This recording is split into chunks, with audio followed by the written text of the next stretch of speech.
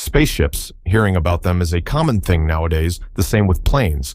But how did we go from flying for the first time in 1903 to landing on the moon, only 66 years later?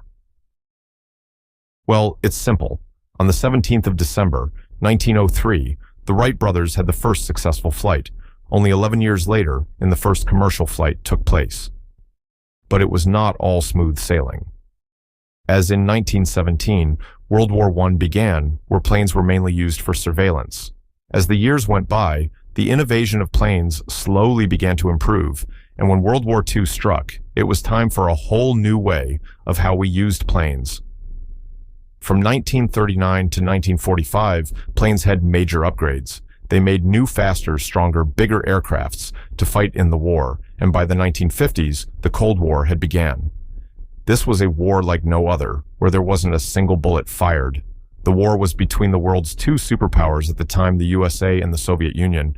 This was not a physical war, but a war for innovation and different ideologies, where they strived to be better than one another.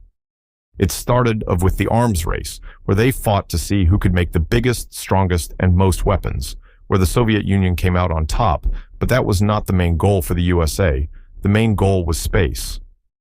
After the arms race started to slow down, the US went and completely changed their school system to include physics and higher math to ensure that they would have better chance to win the space race, but it would take time to start working.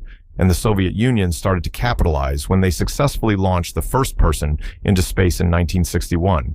But the US plan started to pay off, and on the 20th of July, 1969, the first people landed on the moon, where we got the iconic line, "One small step for man, one giant leap for mankind." That is how we went from the first flight to the moon landing in only 66 years. Let me know if you liked this video and what videos would you like to see.